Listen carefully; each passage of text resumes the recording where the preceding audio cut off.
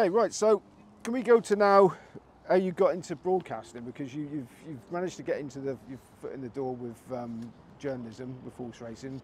Now you're on the screen, you're working at the races. How did that go? How did that happen? So, if I have a knack, I think I can get things out of people. Now, we slightly have to go back a bit here just to my first ever job. I've talked about in the last section the fact that one of my first jobs was the Vintage Crop Melbourne Cup thing. My first job at the Racing Post, and in these areas you have a row of, though I think there were 4 on the news desk at the Racing Post, and relatively they're looking at you a little bit like the people in Newmarket were looking at me, like, oh, who's this guy? And so there are tests along the way, and my first job was to ring Martin Pipe, with the belief from the others on the panel that this was going to be funny, because Martin Pipe doesn't speak to any of us. This is going to be, we're just going to sit here giggling. So I was told, ring Martin Pipe. For me, this was a dream. You have to remember, I have no thoughts that racing people have thoughts of other people. Like, I just think Martin Pipe is a genius, and I've watched horses that I've grown to love. Horses that not everyone watching this will remember, but horses like High Noel, who used to go off in the front and win by distances as a novice. The best race I've ever seen in my life was High Noel against Celtic Chief in a novice race at Cheltenham when they were youngsters. And I was just thinking, I'm about to call like one of the most amazing people I've ever experienced watching on TV. So I rang up. They had a lady in the office called Gail, and Gail was a battle axe, there was no doubt about that, but no one got past Gail. So anyway, I rang up and I said, hi, Matt Chapman here, I'm new at the Racing Post. They've said, would you like to ring Martin Pipe? And I said, I can't wait. And she said, okay, I'll go and find Mr. Pipe for you. And I was thinking, wow, this is great. At this stage, I didn't know that Gail was a battle axe, but no one gets past Gail to Martin Pipe, let alone gets to Martin Pipe. Anyway, Martin comes in, hello, who are you? And I go, Matt Chapman here. Well, where have you come from? And I said, well, I've just started at the Racing Post. I just love horse racing. He said, okay, what do you want? And he told me everything I wanted to know.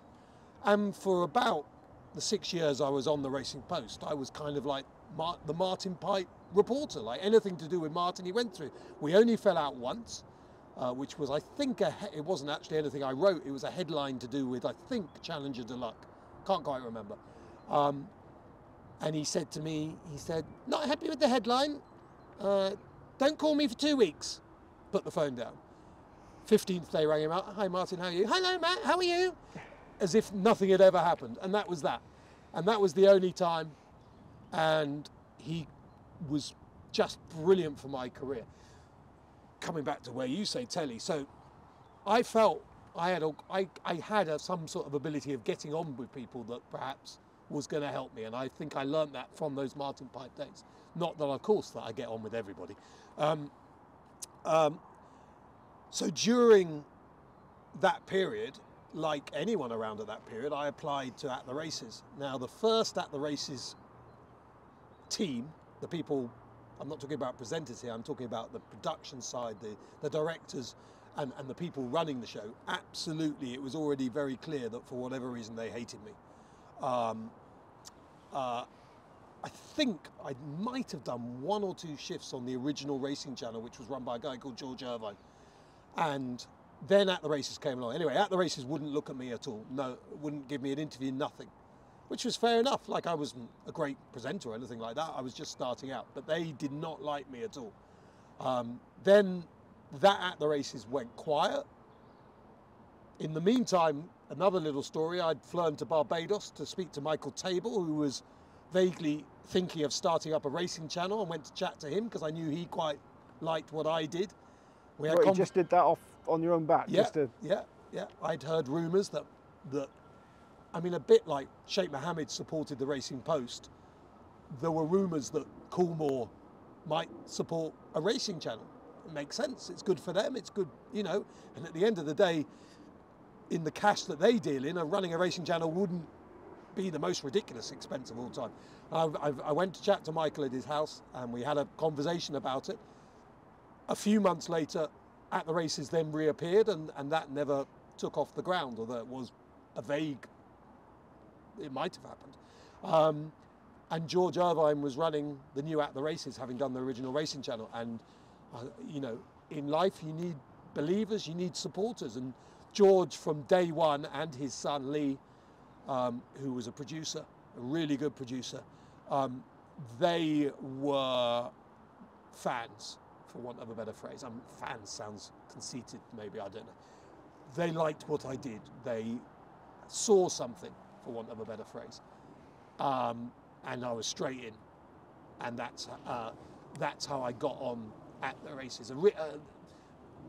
To start with doing stateside, then we had that show Get On in the booth, and we made a bit of a cult thing out of the booth for a while.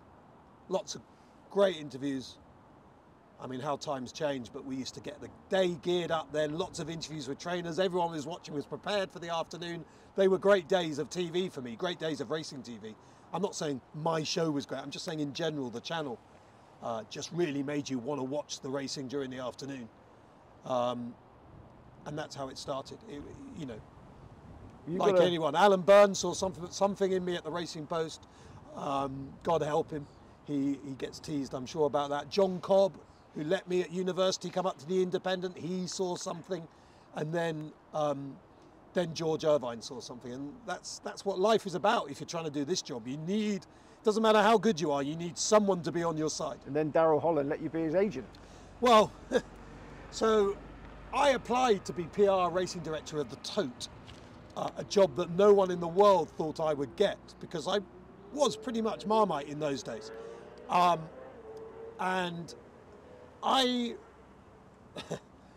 it'd be wrong to say that I knew more about the Tote than the people at the Tote. But I had been to libraries, I knew everything I thought there was to know about the Tote. So I went into that interview thinking, okay, if these people ask me any question, I have the answers. Like, I wasn't scared at all. I thought that I didn't really want the job. I almost went because everyone was telling me this job's up for grabs and you don't earn much money. I wasn't earning much money at the Racing Post. And I thought, okay, well, this is racing. I'll earn a bit more money, you know. And anyway, I got the job. It was ridiculous. I got sacked from the job after 6 months for reasons that I'm not ashamed of, but probably not best to go into them. It wasn't the worst thing on earth, though. It wasn't anything to do with nudity or porn or anything that bad. But I made a decision on something that because it was a government organisation was probably a bad decision to make, and I got sacked. This is how life can be so lucky, and why anyone watching this, like, whatever comes your way and you think you're capable, even if you don't think you're capable, if you just want to just never ever stop or give up, and also just don't forget who's helped you along the way. Like, because during the Tote, I loved racing, yeah, and I loved TV, and I loved stateside. Now, I couldn't carry on working on At the Races like I had been, but during the Tote, I persuaded the Tote to let me do 1 or 2 stateside shifts a month. I said that would be good for them, because I'd still be on telly. I can go in like the Tote PR director, people would actually see you, know who you are, and they let me do it. Anyway, the day I got sacked, the only income I had was 2 stateside shifts a month. 24 hours after I was sacked, Graham Green, who worked at the Racing Post but was also Darrel Holland's agent, and Graham was an invisible character. He wrote all the dirt in the Racing Post, but no one had ever seen him.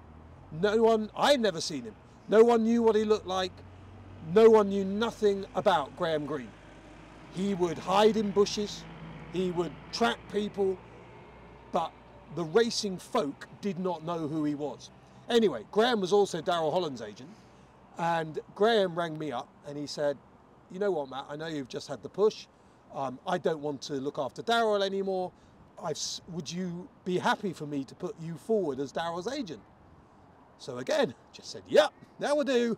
Job, thank goodness, rent might be paid this month. And that's how it happened. And I mean, Darrel and I, we were we had great times. We were very well suited, but boy, I mean, I must have been sacked about 6 times. It was hard work. It was the hardest job I've ever done, 24/7. And I had some torturous moments. Willie Jarvis, never been sworn at in my life like Willie Jarvis swore at me when I took Darrel off one of his horses that had no chance. He went crazy, literally. He went, you will never ever work in racing again. You are out, finished, like this. Okay, William, thank you. You wouldn't have got very fat managing this one jockey. So was competing with Dave Roberts ever on the horizon? No. And there's a jockey now that I would like to manage, and I'm umming and ahhing about it. So as a jockey's agent, as long as your jockey's winning Group 1s, you will make some money. But if they're not winning Group 1s, then you won't. As one jockey, you cannot make a living out of it. Or you can, but you'll make no money. I mean, it'd just be a lot of hard work for nothing, because you know, your 10% probably from the riding fee is 15 quid a ride. I mean, it just doesn't make sense on a jockey, even if they're having. Remember, they could do 2 meetings when I was doing it. Now they can only do 1. But Darrel, I mean, I got Darrel Falbrath. He had 6 or 7 Group 1 wins in the first year I did him. So it was financially viable. But that stopped after 2 or 3 years. I was doing more and more TV then. You know, the At the Races thing progressed into doing more and more shifts. So it actually became easier for me when I split with Darrel. And also, you know, Darrel had his time effectively. He finished second to Falham in the Jockeys Championship. He wasn't going to finish second again.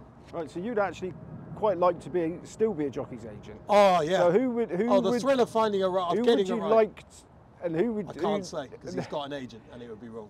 But for right, then theoretically, any jockeys that you would be interested in. I mean, we'll get maybe onto jockeys later, but if I respect the guy for whatever reason, whether that's a good or a bad reason, and I think he has talent, and I think he's wasted talent, or she, don't want to make this sound it's all about the boys, but if I think there's something about that person,